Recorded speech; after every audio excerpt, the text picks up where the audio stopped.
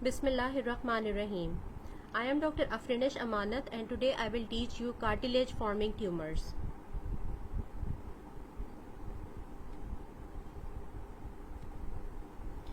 Cartilage forming tumors are characterized by formation of hyaline or myxoid cartilage. The other two less common components of the matrix are fibrocartilage and elastic cartilage. And benign tumors are much more common than the malignant ones. I have already told you about the classification. Benign tumors include chondroma, osteochondroma, chondroblastoma, and chondromyxoid fibroma. The malignant one is chondrosarcoma. Osteochondroma or exostosis. They are also called exostosis. They are relatively common benign cartilage capped outgrowths that are attached by a bony stalk to the underlying skeleton. The solitary osteochondromas are first diagnosed in late adolescence and they are more common in males. Multiple osteochondromas become apparent during childhood and they occur as a component of multiple hereditary exostosis, which is autosomal dominant disorder. Coming to the pathogenesis, they are caused by germline loss of function mutation in either EXT1 or 2 genes, which results in defective enchondral ossification. These genes encode proteins that function in the biosynthesis of heparin sulfate proteoglycans. They arise in the metaphysis of bone of enchondral origin, common in long tubular bones. Occasionally they develop from bones of pelvis, scapula and ribs, and in these sites they are frequently sessile and have short stalks. This diagram shows you the development of osteochondroma. It develops as an outgrowth of bone and becomes lined by cartilage. The bluish part represents the cartilage component. This one is the bony component and this is the marrow. The marrow and the cortex become continuous with that of the bone from which it is produced. Radiography. X-ray of osteochondroma arising off from the posterior surface of tibia. This is the radiograph showing osteochondroma. Axial CT shows continuity of the cortex of the bone and center of osteochondroma. Here you can see the central medullary canal of the lesion is continuous with that of the bone. Gross picture. A shows osteochondroma of femur with bilobed appearance. Cartilage appears whitish on gross picture. Cut surface of osteochondroma of the rib. This whitish part represents the cartilage which forms a cap over the bony outgrowth. This is another histological picture representing osteochondroma, and this is radiological picture, and in the B is histological picture. This bluish area represents the cartilage and underlying there is bony formation. Cartilage cap has the histological appearance of disorganized growth plate like cartilage. They can be sessile, mushroom shaped, range in size. Benign hyaline cartilage is covered peripherally by the perichondrium, and the cartilage has the appearance of disorganized growth plate and it undergoes enchondral ossification with the newly formed bone forming the inner portion of the head and stalk. The cortex merges with the cortex of the host bone and the medullary cavity also becomes continuous. Slow growing masses. They can cause pain if they impinge on the nerve, present as incidental finding, and the malignancy is chondrosarcoma that can develop in it, but the chances are very rare. Other benign tumor is chondroma. Chondromas are benign tumors of hyaline cartilage that occur in bone of enchondral origin.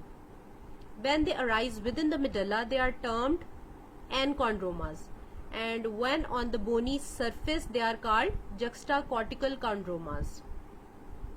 On radiography, they present a circumscribed lucency with central irregular calcifications, sclerotic rim, and intact cortex. They are typically soft, located in metaphyseal region of tubular bones. The favored sites are short tubular bones of hand and feet, and they probably develop from the slowly proliferating rests of growth plate cartilage. These two syndromes are important because you often get a multiple choice question regarding these two syndromes, Ollier disease and Maffucci syndrome. They are characterized by multiple enchondromas, also called enchondromatosis. Maffucci syndrome is associated with other rare tumors, and these individuals are at risk of developing other neoplasms including brain gliomas. You can remember it by abbreviation BOS. B. Brain gliomas, ovarian carcinomas, S. Soft tissue hemangiomas, and E. Enchondromatosis. And malignant transformation can occur in Maffucci syndrome. 20% of the patient with Ollier and is almost inevitable in patients with Maffucci syndrome. They are mostly asymptomatic, and finding is incidental. They can be painful and cause pathological fracture. Most of the benign tumors are recognized when they cause lytic lesion of the bone by causing fracture. The tumors may become numerous and produce severe deformities, especially of the digits. And the cause is mutation in IDH1 and 2 genes. Here you can see the multiple enchondromas in Maffucci syndrome.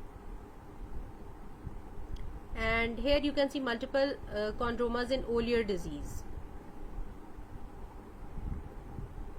They are usually smaller than 3 cm and are grey blue and translucent. This is the appearance of cartilage on gross. They are composed of well circumscribed nodules of hyaline cartilage containing benign chondrocytes. Peripheral portion of the nodules may undergo enchondral ossification, and the center can calcify and undergo infarction. Syndromic enchondromas are more cellular with more atypia than the sporadic ones. They are composed of mature lobules of hyaline cartilage. Nodule of hyaline cartilage encased by a thin rim of reactive bone. This pinkish area represents the reactive bone, and these are the lobules of hyaline cartilage. Foci of myxoid degeneration, calcification, and enchondral ossification are common.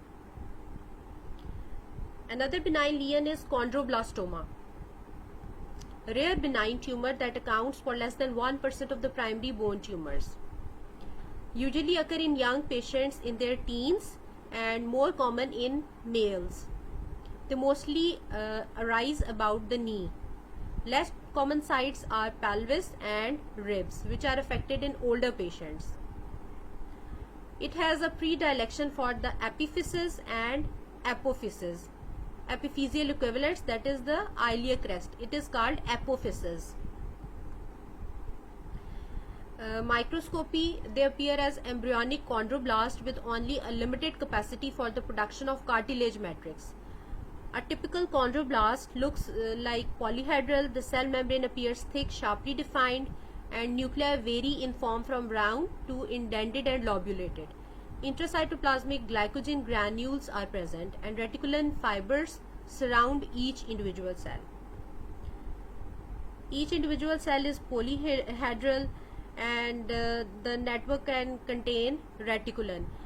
This is the histological picture of chondroblastoma, scanned mineralized matrix surrounding chondroblasts in chicken wire vasculature, chicken wire fashion.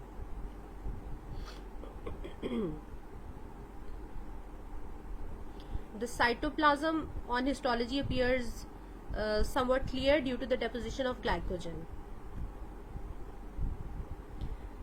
On immunohistochemistry, you can perform vimentin and S100 protein, neuron specific enolase, Muscle specific actin and low molecular weight keratins are other diagnostic modalities. Chondrosarcoma. It is a malignant tumor that produces cartilage. It is subclassified into conventional type, dedifferentiated, clear cell, and mesenchymal. Clear cell and mesenchymal variants, they occur in children and young adults. 90% of chondrosarcomas are of conventional type. It is about half as common as osteosarcoma, arise in 40s or older, and men are affected more. They arise in the axial skeleton, especially pelvis, shoulder, and ribs. On X-ray, they appear as calcified cartilage. It appears as foci of flocculent densities that may destroy the cortex and form soft tissue mass. 15% of the conventional chondrosarcomas are secondary, and they arise from some pre-existing enchondroma or osteochondroma. This is the radiographic image showing flocculent areas of lucency and some radiodensities. Primary chondrosarcoma is uncommon, arises centrally in the bone and found in children. Secondary one arises from the benign cartilage defects, from osteochondroma or from enchondroma. High risk to occur in patients with Ollier and Maffucci syndrome, and they exhibit a mutation in the EXT genes and IDH1 and IDH2. Gross picture, they represent as large bulky tumors composed of nodules of grey-white translucent cartilage with gelatinous or myxoid areas. Spotty calcifications are present, and central necrosis may create cystic spaces. The tumor can spread through the cortex into the surrounding muscle or fat. The cartilage infiltrates the marrow space and entraps normal bony trabeculae.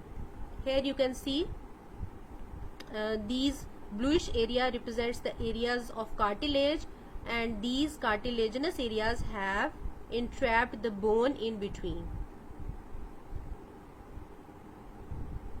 The tumors vary in cellularity, cytological atypia, and mitotic activity, and they are given grade from 1 to 3. Grade 1 tumors are low grade, they have low cellularity. The chondrocytes have plump vesicular nuclei with small nucleoli. The grade 3 chondrosarcomas, they have higher cellularity, extreme pleomorphism, and bizarre tumor giant cells with mitosis. Gross picture, as you can see, there is gelatinous grey-white tumor, and it has infiltrated through the cortex into the overlying tissue, formed a soft tissue mass. High power view of chondrosarcoma,